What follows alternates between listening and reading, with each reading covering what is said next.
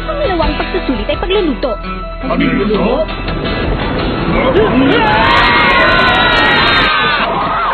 Sa edad na 21, dahil sa pagiging henyo, si Mench, ang pinakabata at naging pinakamagaling na gourmet hunter. Masyado siyang sumpungin at malupit. Dahil sa katakawan niya, ang lahat ng pagkain sa buong mundo ay natikman na niya. Pero hindi pa rin niya nalilimutan ang lasa ng mga ito.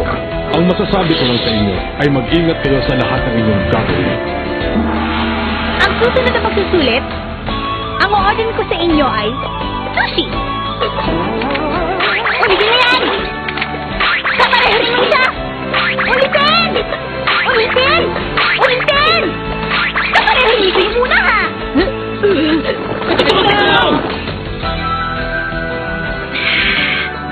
Sorry, nabusog yata ako sa kinain ko.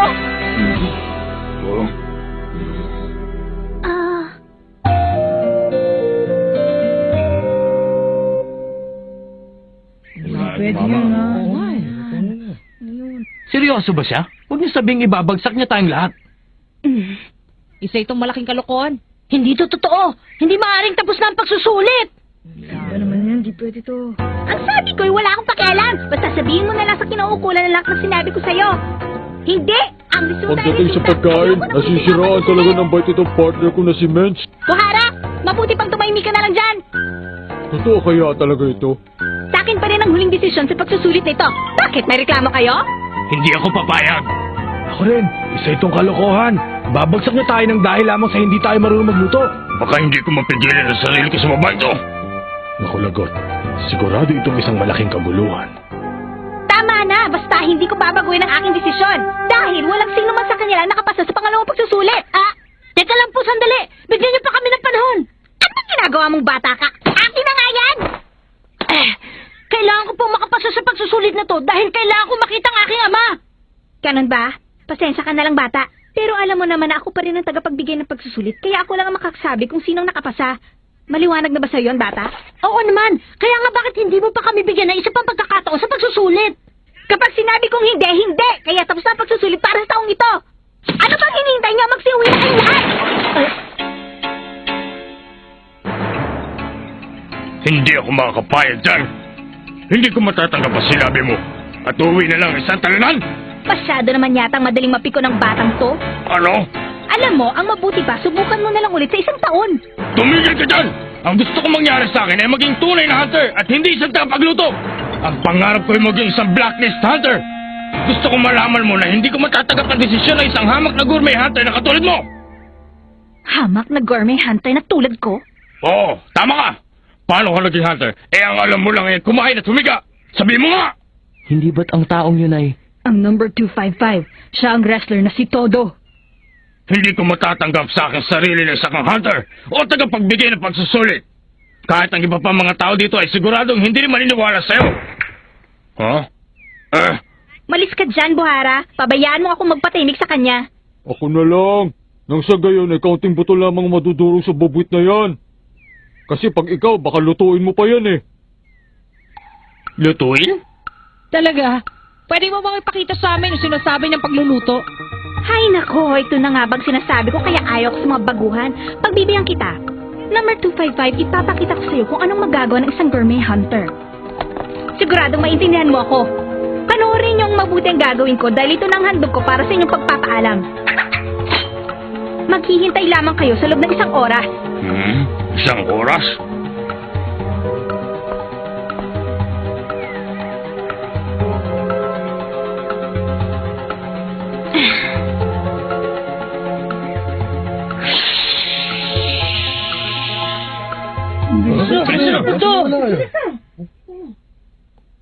Lumilihis na yata ang takbo ng sitwasyon sa dapat itong puntahan.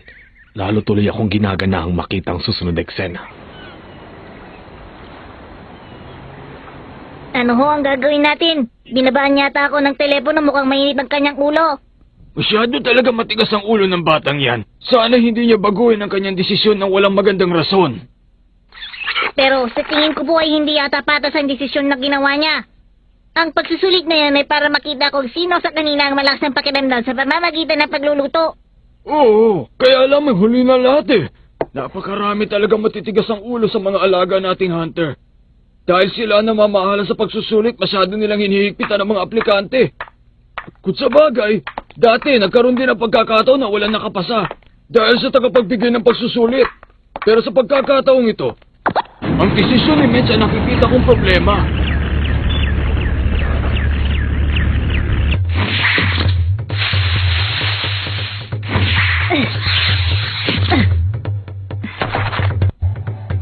Sariwang-sariwa pa ito. Ah?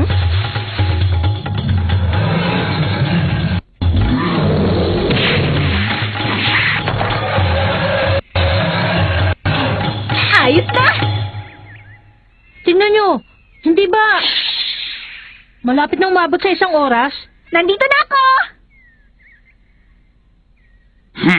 Piniikot mo lang kami sa sinasabi mo. Tingnan mo nga ang sarili mo. Wala ka naman dala. Saan ka ba nakatingin mataba ka? Ito ang sinasabi ko sa inyo. Huh? Teka, ano yan? Lumot yan ah, pero hindi siya basta pangkaraniwan. Aba bata, ang galing mo naman. Alam mo kung ano to? Ano ka mo, lumot? Yan ay... Hindi ito isang ordinaryong lumot. Kapag tinadtad ito at ibinudbod sa mainit na kanin, sigurado kong magugustuhan yung lahat ng lasa. Ngayon, sino sa inyong mauunang tumikim? Ikaw? Iniinsulto mo ba ako? Bakit mo ko pakainin ng lumot? Ano ba akala mo sa akin? Ako na lang, para walang away. Ngayon natin malalaman. Huwag, Gon! Baka magrevolusyon ang tiyan mo! Alam ni Gon kung kaya na kay Sikmura ang pagkain o hindi.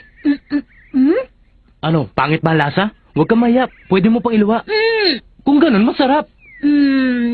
Hindi rin. Sabihin mo na kasi! Masarap ba yung kinakain mo? Hindi, sumagot ka! Wala pa kasi ako nalalasahan na tulad nito eh. Kaya ang masasabi ko na nga, kakaiba ang kanyang lasa. Hindi na ako nagtataka kung nalilito siya sa lasa. Dahil yan ay nakuha ko sa sungay ng isang malaking oso na matatagpuan lamang sa kabundukan ng Laro sa Latya ng Numere. Kakaunti na lamang sa lahi nilang natitira.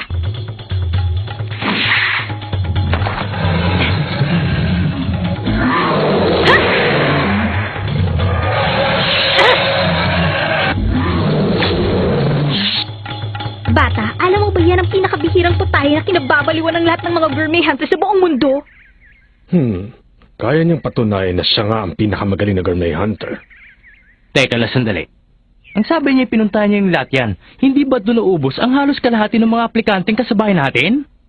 At hindi lang yun, nakabalik siya dito sa loob lamang ng 1 oras na wala man lang gasgas. Medyo mahusay siya ha. Ngayon, meron na ba kayong ideya tungkol sa mga gourmet hunter? Kailangan ko matikman ulit para masabi ko kung anong lasa. Tumigil ka na nga nakakakain dyan, bata! Baka hindi mo alam kung gaano kahalaga yan! Wala akong pakailan kung paano kahalaga yan. Pagdating sa pagkain, ang inisip ko lang ay malagyan ng aking sikmura. Ang mga gourmet hunter na tulad mo masyadong maarte sa panlasa ay nag-aaksaya ng panahon at ginagamit ang pagiging hunter. Wala pala talagang kasing kitid ang isipan mo. Ano sabi mo? Kahit na sino sabi na hindi makapapahid, babagsak mo ng ganun-ganun lang!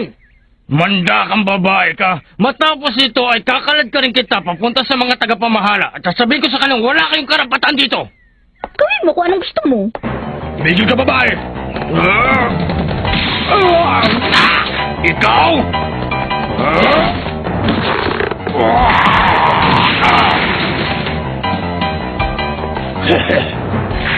Tinatago ko palang lakas. Siguradong magiging masaya to. Kaya umanda ka. Buhara, huwag ka makialam dahil laban ko ito. Kung ganon...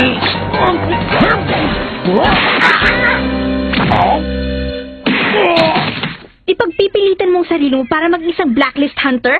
Huwag mo nga akong patawanin. Pwede ba itigil mo ng kalokohan mo? Ang pinaka-importante sa lahat ay meron kang kakayahan sa pakikipaglaban. Panindigan mo ang pagiging hunter at masasanay ka rin dito. Miss Mench, itigil mo na yan.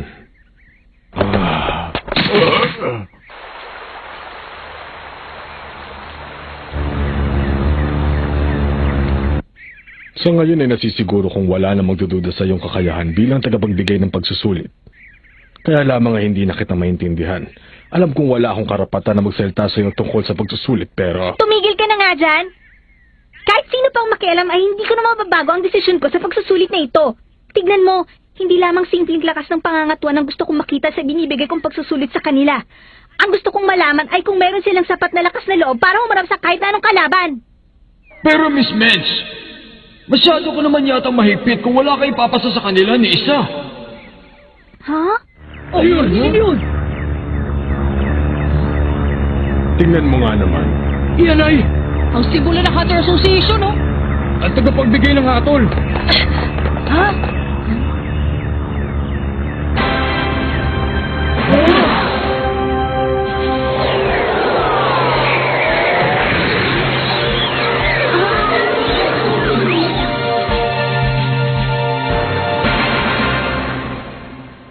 Ah, Mr. Chairman.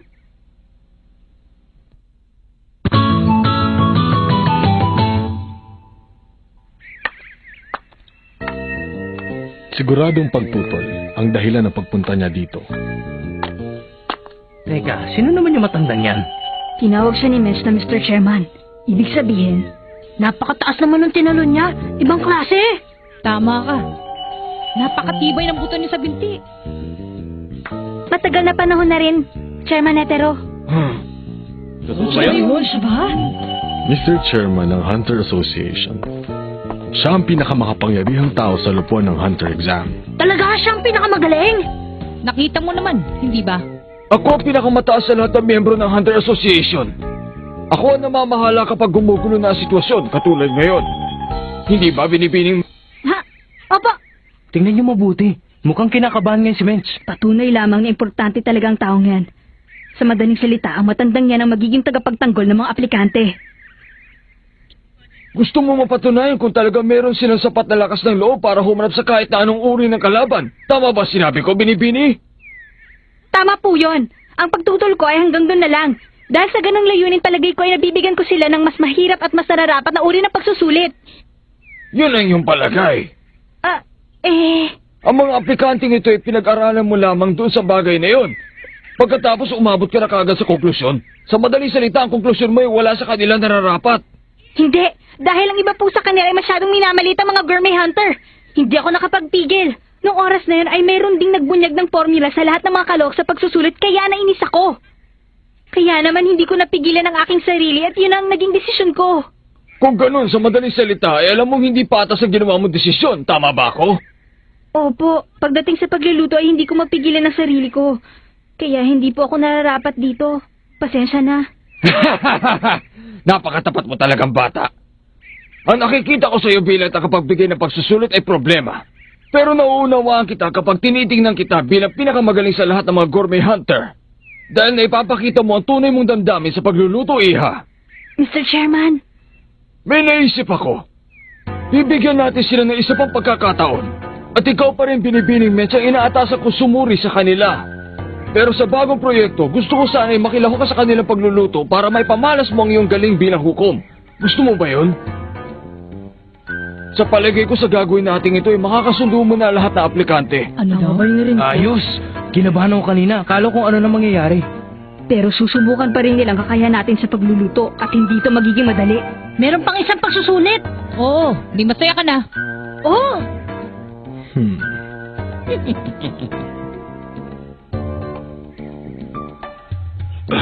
Mabuti na lang dumating ang matanda.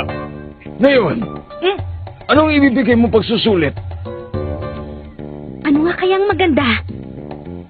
Alam ko na! Ang susunod ay nilagang itlog! Ayos yan! Ang susunod daw eh. Nilagang ito? Mr. Chairman, maaari niyo po ba kaming dalhin sa bundok na yon? Yun lang ba? Aba, hindi yun magiging problema. Kailangan kong gawin ang lahat para makapasa sa pagsusulit na ibibigay niya.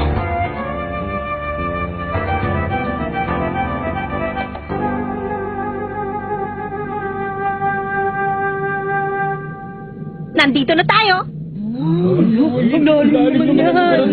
Nakakatakot. Napakadilim. Ano kayo meron sa ilalim niyan? Huwag kang mag-alala. Sa baba ay merong malalim na ilog. Paano? Mauna na ako. Bumaba siya para kumuha ng itlog ng Spider Eagle. Dahil sa gitna ng biyak na yan namumugad ang mga yun. Ang itlog ng mga spider eagle ay nakasabit sa kanilang sapot para maprotektahan laban sa ibang uri ng halimaw na kumakain ng itlog nila. Isang itlog lamang ang kukunin niya at babalik na rin siya kaagad dito. Ganitong uri ng itlog ang ilalaga natin. Dapat ay maging maingat kayong lahat. Dahil ang ilog sa ilalim niyan ay masyadong malakas ang agos, dadalhin kayo niyan sa dagat na walang hintuan. Napakayabang talaga ng babaeng to. Sino ba naman ang may matinong pag-iisip na tatalo dyan? Ay, mabuti naman. Ganito talaga ang hinihintay ko. Mas madali ito kaysa tumakbo ng mahaba at magluto ng katutubong pagkain. Sang-ayon ako. Paano, mauna na ako? Ha! Ano pang hinihintay nyo? Ayun na! Eh kayong lahat, susuko na ba kayo? Kailangan din ng tapang para umayaw. Huwag kayong mag-alala, may susunod pa sa isang taon. Hindi ako susuko.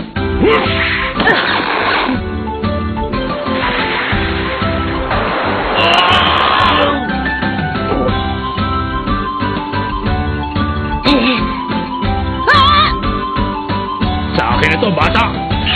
Ano yun? Ha? Yung mga spider eagle! Tulungan niyo ako!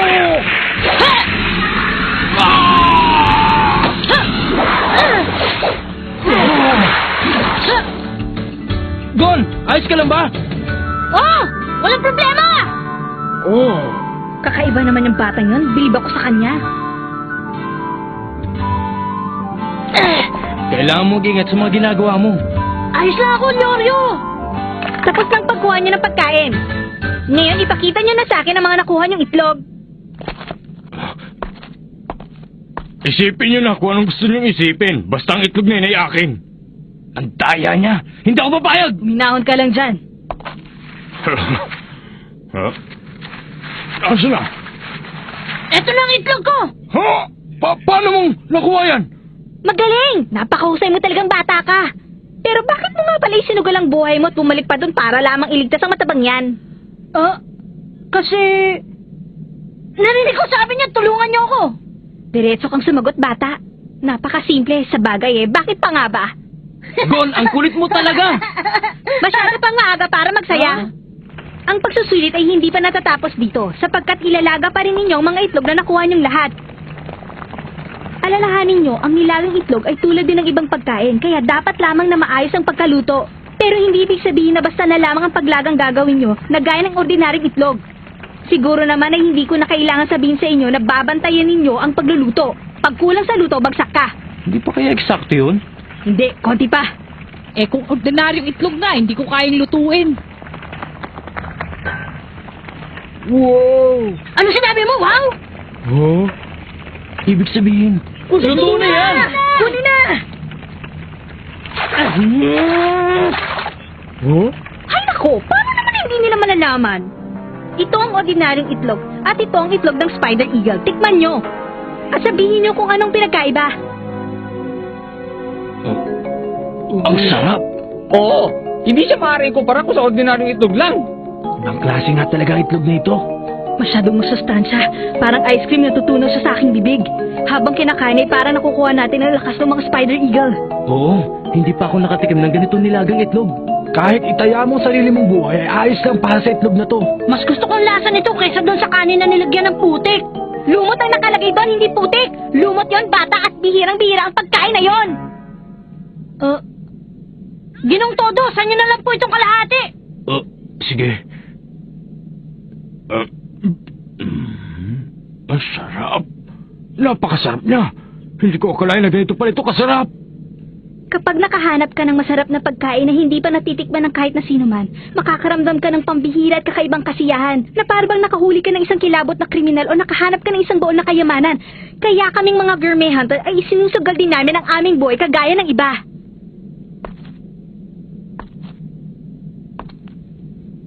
Babalik ako sa isang taon.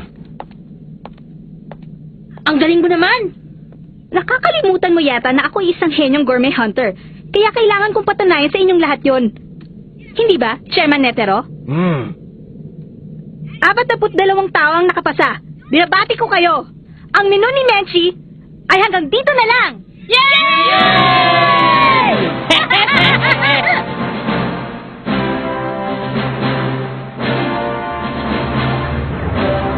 Mabuti naman at natapos na rin ang pangalawang pagsusulit. Salamat sa iyo, Chairman. Sa pagkakataong ito ay marami ako nagugustuhan sa mga baguhan. Nasasabik na po ako. Ako rin. Ito na ang simula ng totoong pagsusulit. Ilan kaya sa mga aplikante ito matitira? Hindi na talaga ako makapaghintay.